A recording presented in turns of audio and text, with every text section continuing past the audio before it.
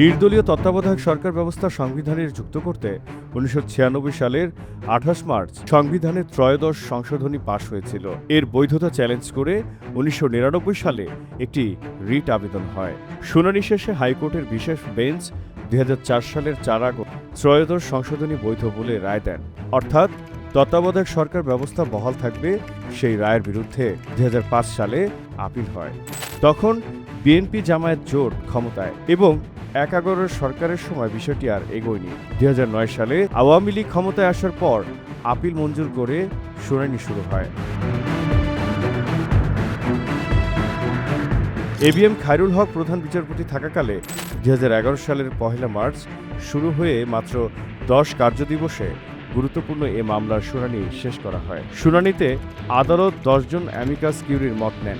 এর মধ্যে জ্যেষ্ঠ আইনজীবী টি.এইচ. খান, প্রয়াত ডক্টর কামাল হোসেন, আমিরুল ইসলাম, মাহমুদুল ইসলাম প্রয়াত ও রকুনউদ্দিন মাহমুদ তত্ত্বাবধায়ক সরকার ব্যবস্থা বহাল রাখার পক্ষে মত দিয়েছিলেন। প্রয়াত রফিকুল হক ও এম জহির এ ব্যবস্থা সংস্কারের পক্ষে মত দিয়েছিলেন। অ্যামিকাস কিউরিদের মধ্যে কেবল আজমালুল হোসেন কিউসি বলেছিলেন তত্ত্বাবধায়ক সরকার ব্যবস্থা সংবিধানের সঙ্গে সাংঘর্ষিক। খায়রুল হক অবসরে যাওয়ার ৮ দিন আগে ২০১১ সালের ১০ মে আপিল বিভাগের রায়ে সংবিধানের ত্রয়োদশ সংশোধনীকে অবৈধ ঘোষণা করা হয়। তবে সংখ্যাগরিষ্ঠতার ভিত্তিতে দেওয়া সেই রায়ে বলা হয়েছিল, জাতীয় সংসদ চাইলে আরও ২টি নির্বাচন দশম ও একাদশ তত্ত্বাবধায়ক সরকারের অধীনে হতে পারে। তবে সাবেক প্রধান বিচারপতি এবং আপিল বিভাগের বিচারপতিদের নির্দলীয় তত্ত্বাবধায়ক সরকারের প্রধান হিসেবে নিয়োগ দেওয়া যাবে না।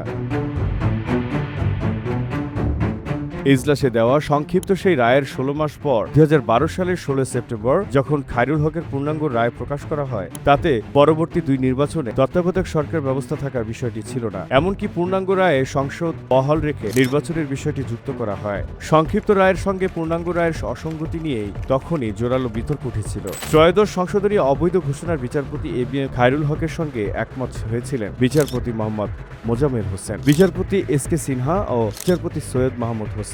এই বিচারপতিদের সবাই পরে প্রধান বিচারপতি হয়েছিলেন। এবিএম খায়রুল হক অবসরের পর আইন কমিশনের চেয়ারম্যান নিযুক্ত হন। তিনি এখন গ্রেপ্তার হয়ে কারাগারে আছেন। অন্যদিকে ভিন্নমত পোষণ করে তত্ত্বাবধায়ক সরকার ব্যবস্থা বহাল রাখার পক্ষে মত দিয়েছিলেন বিচারপতি মোহাম্মদ আব্দুল ওয়াহাব মিয়া। তার সঙ্গে একমত হন বিচারপতি নাজমুন নারা সুলতানা। বিচারপতি মোহাম্মদ ইমান আলী তত্ত্বাবধায়ক সরকারের বিষয়টি জাতীয় সংসদের উপর ছেড়ে দেওয়ার মত দেন।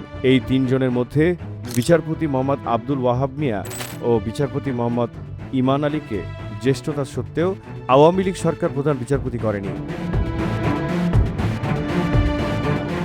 লোক দেখানো বিশেষ কমিটি আপিল বিভাগে খায়রুল হকের ২০১১ সালে ১০ মের রায়ে সংবিধানের ত্রয়োদশ সংশোধনীকে অবৈধ ঘোষণা করার প্রায় ১০ মাস আগে ২০১০ সালের ২১ জুলাই জাতীয় সংসদের তৎকালীন উপনেতা সৈয়দা সাজেদা চৌধুরীর নেতৃত্বে সংবিধান সংশোধন বিষয়ক ১৫ সদস্যের একটি বিশেষ কমিটি গঠন করা হয়। বিএনপি ও জামায়াত কমিটিতে অংশ না নেয় কমিটির সব সদস্যই ছিলেন আওয়ামী লীগ ও এর মিত্র দলের সংসদ সদস্য। কমিটির কার্যপরিধি ছিল সংবিধানের প্রয়োজনীয় সংশোধনের বিষয়ে প্রস্তাব দেওয়া এবং প্রয়োজন হলে বিশেষজ্ঞদের আমন্ত্রণ জানিয়ে তাদের মতামত গ্রহণ ও আলোচনা করা। এই কমিটি ২০১০ সালের ২৯ জুলাই থেকে ২০১১ সালের ২৮ মে পর্যন্ত মোট ২৬টি বৈঠক করে এবং ২০১১ সালের ৮ জুন ৫১ দফা সুপারিশসহ প্রতিবেদন সংসদে জমা দেয়। ২০১১ সালের ২৯ মার্চ অনুষ্ঠিত চতুর্দশ বৈঠকে তত্ত্বাবধায়ক সরকার ব্যবস্থা নিয়ে কমিটি প্রথমবার আলোচনা করে। বৈঠকে তত্ত্বাবধায়ক ব্যবস্থার বিভিন্ন দুর্বলতা দূর করে কিভাবে এটি সংস্কার করা যায় তা নিয়ে আলোচনা হয়। তবে সুপ্রিম কোর্ট ২০১১ সালের ১০ মে তত্ত্বাবধায়ক সরকার ব্যবস্থাকে সংবিধান বিরোধী ও বাতিল ঘোষণা করে সংক্ষিপ্ত রায় দেওয়ার পর ১৬ মে অনুষ্ঠিত কমিটির বৈঠকে বিষয়টি আবার আলোচনায় আসে। এর মধ্যে একটি খসড়া তৈরি হয়। এতে সুপ্রিম কোর্টের রায়ের পরও সংবিধানে তত্ত্বাবধায়ক সরকার ব্যবস্থা বহাল রাখার সুপারিশ করা হয়েছিল। তবে তত্ত্বাবধায়ক সরকারের মেয়াদ ৯০ দিনে সীমিত করা এবং আন্তর্জাতিক চুক্তি স্বাক্ষরের ক্ষমতা সীমিত করার প্রস্তাব ছিল।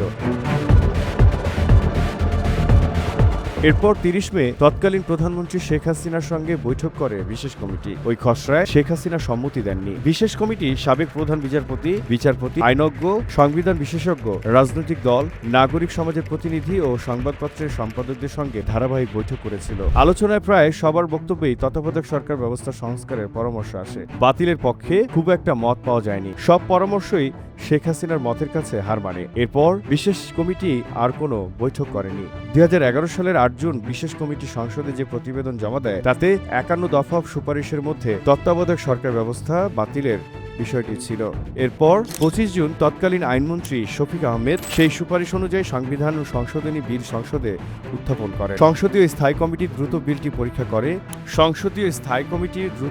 পরীক্ষা করে 29 জুন প্রতিবেদন জমা দেয়। বিএনপি সহ বিরোধী দলের অনুপস্থিতিতে 30 জুন সংসদে বিলটি পাশ হয়। আওয়ামী লীগ তাদের মহাজোট সঙ্গী জাতীয় পার্টি সহ 291 জন সংসদ সদস্যের সবাই তত্ত্বাবধায়ক সরকার বাতিলের পক্ষে ভোট দেন। স্বতন্ত্র সংসদ সদস্য ফজলুল আজিম বিপক্ষে ভোট দিয়েছিলেন। বিএনপি ও জামায়াত সংসদ বর্জন করেছিল। তখন সুপ্রিম কোর্টের পূর্ণাঙ্গ রায় প্রকাশিত হয়নি। তবে এজলাসে দেওয়া সংক্ষিপ্ত সেই রায়ের 16 মাস পর 2012 সালের 16 সেপ্টেম্বর যখন খায়রুল হকের পূর্ণাঙ্গ রায় প্রকাশ করা হয় তাতে পরবর্তী 2 নির্বাচনে তত্ত্বাবধায়ক সরকার ব্যবস্থা থাকার বিষয়টি ছিল না।